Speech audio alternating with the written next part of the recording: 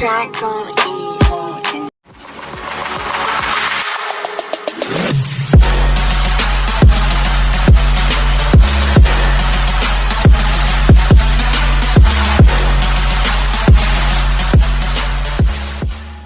guys, welcome back to the Sober 866 channel. It's been a while. New year, new ban list, new deck. And today I just want to go through my second place Mannadium deck profile. Went 7-1, lost in finals. Yeah, it's kind of somewhat standard with a little spice here and there. The matchups were fine. I played mostly against Meta, played against Flu, against Orcus, Horus, Fire King, Rescue Ace, a bunch of meta decks. But yeah, I'm just gonna go straight into the deck profile without further ado. Alright, so for the ratios, 3 Realm Heart, you need 3.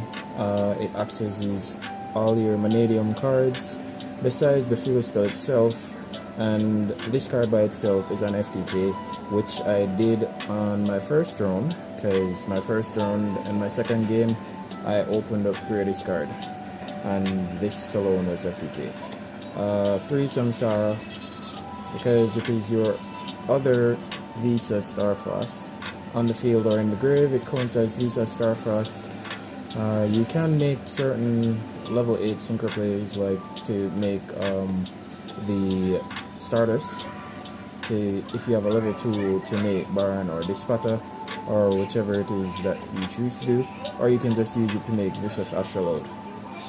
Of course, you have to play 3 meeps. This is the best ball. You don't need any more. All the other ones are dog shit, so you don't need those. 2 Reichardt and 2 Visa Starfrost.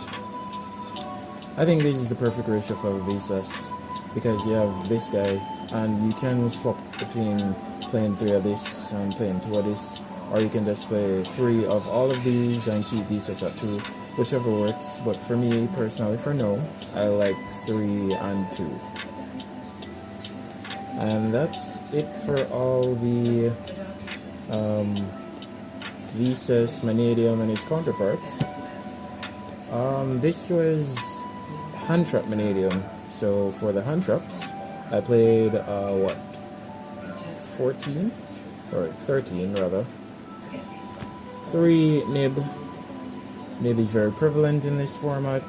You have a lot of overextending. People kind of respect and not respect the card at the same time, so it comes in clutch.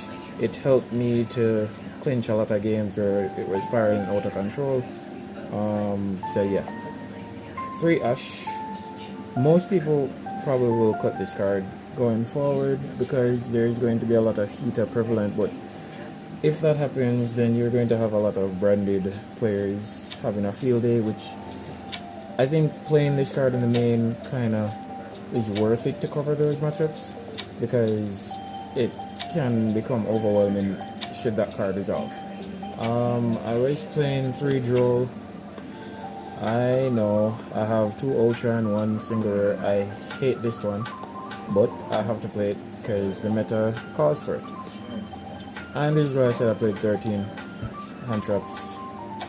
Of course I played the honorary Hand Trap of Imperm as well, but this was the 13th Hand Trap because I don't like Droll, and if Droll resolves against you, you're pretty much screwed out of the game. But for some reason I kept drawing this guy and not this guy. I borrowed a super one expecting that I'd draw the super more, and I didn't. I just kept drawing Java, so I guess I'm just going to play mine. That's it for the Hand Traps.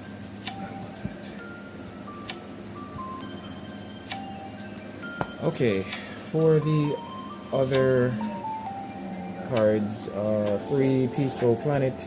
You have to play 3. I see some lists playing 2. I think that is incorrect. You can always side one out if anything.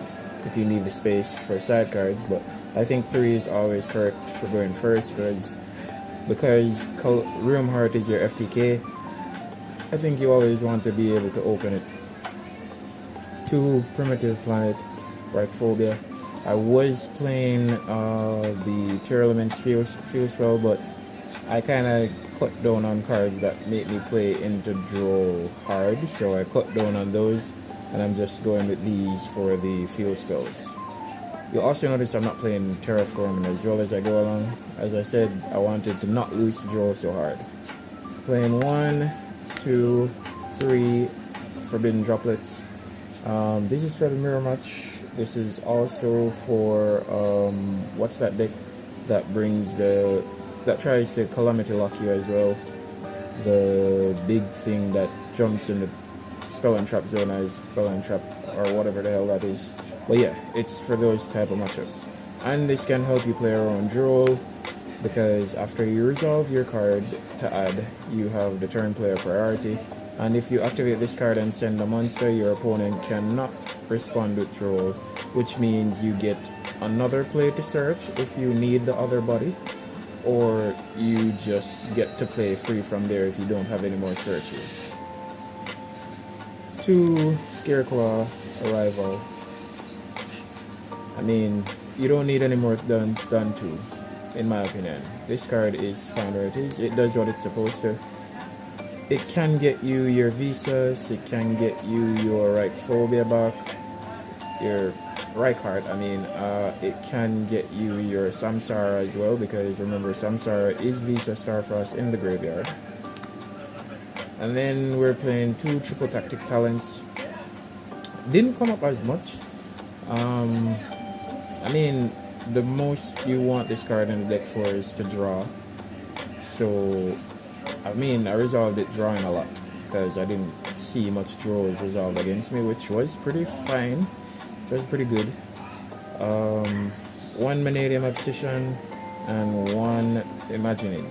Now the reason I'm running 1 Obsession and 1 Imagining is because I see most of cutting this to 2, I'm playing 2, but the problem I run into is if I start with this card or I get to it and then I have the trap or this or whatever, if I'm going further down into the combo, I don't necessarily want to add another one of this because it does nothing on the follow-up, to be honest.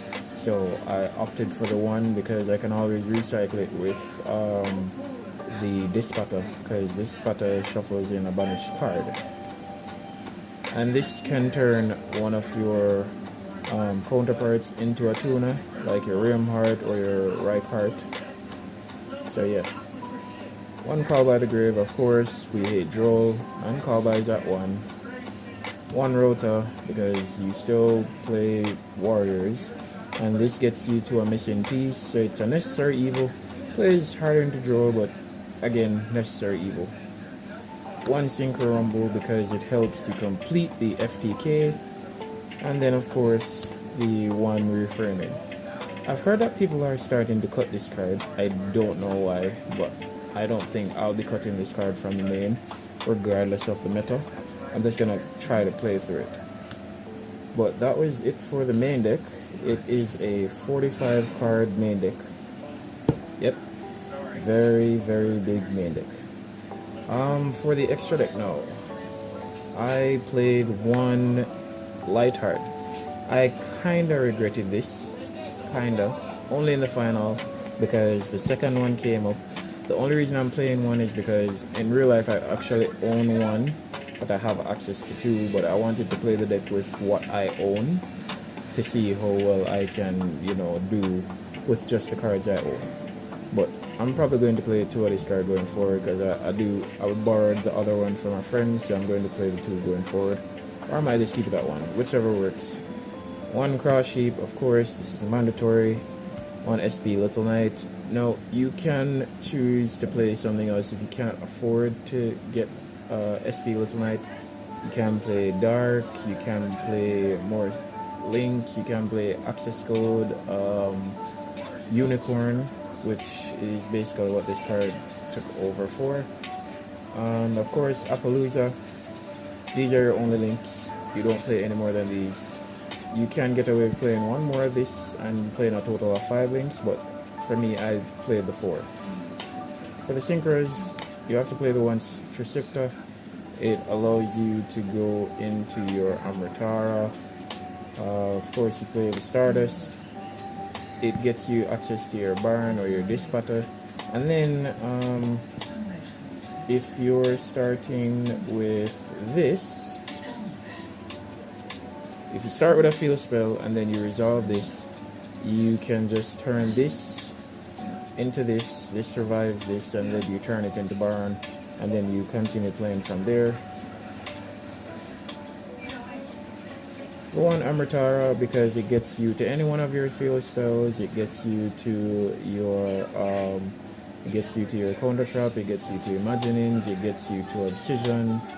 Anything that mentions Visa Starfrost in the deck. So it can get you to Arrival as well. Of course, Bar on the Floor, the best level 10 synchro ever created, in my opinion. I'm sure other people might share their opinion as well, but to me, this is the best level 10 synchro that's ever created.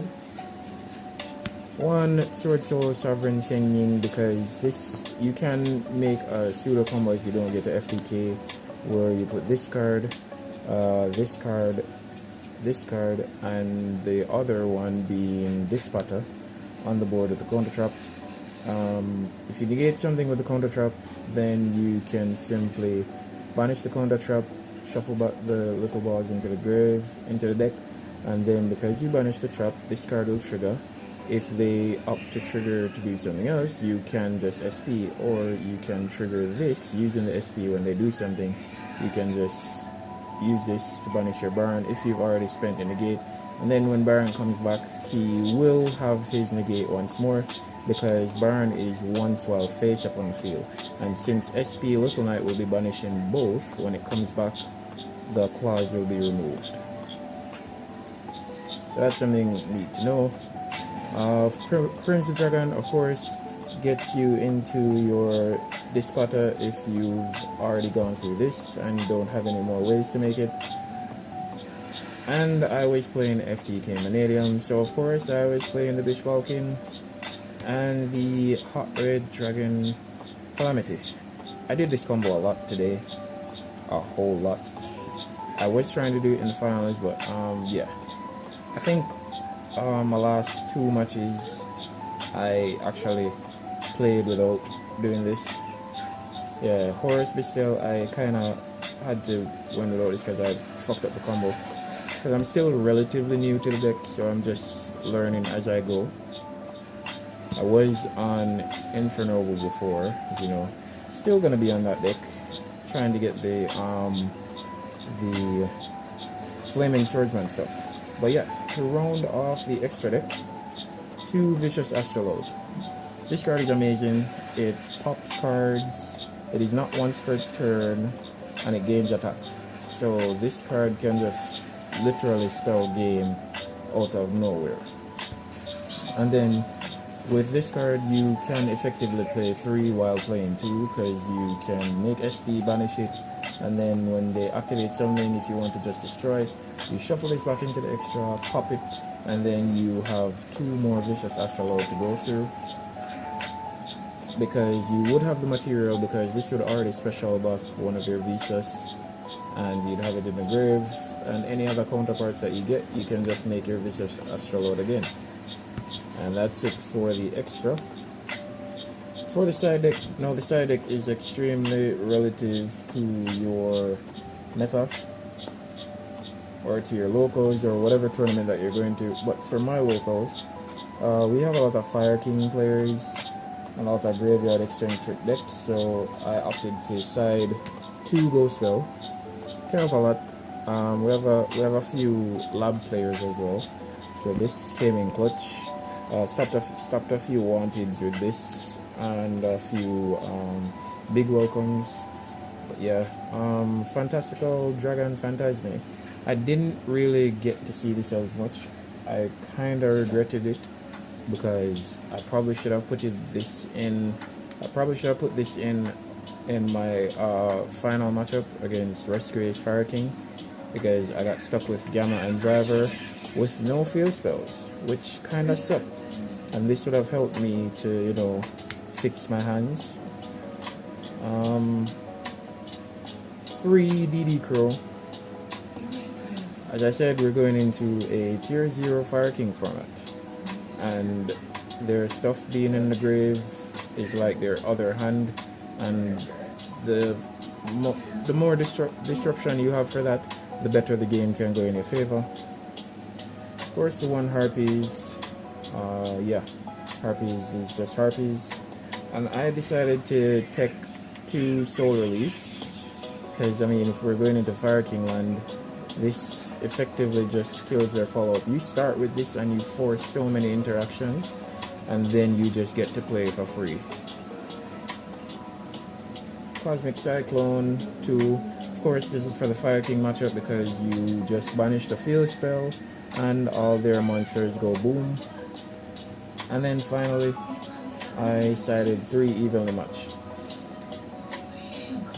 Full disclosure, I don't like siding this card.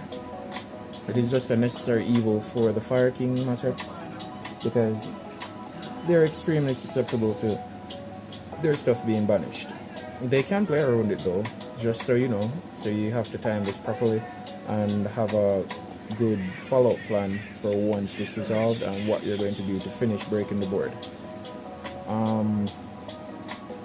Yeah, I don't really like the card, but it can come up in the lab matchup as well. Banishing their trap cards goes pretty well, because even if they chain it, at the end of the chain it has to stay on the field and then it has to resolve by banishing. But yeah, and then 1 Mecha Phantom Beast token, and of course a Soul Burner field spell. But guys, as I said, it was a fun tournament, really great when I drew. I wanted to win, but I guess my opponent just wanted it more than I did. But yeah, I'd make a few changes to the deck, to be honest. Maybe to the side deck, I probably would try not playing these, but I've yet to actually see where they come up, so I might need to test it more. But yeah, shoutouts to the Yu-Gi-Oh community on a whole.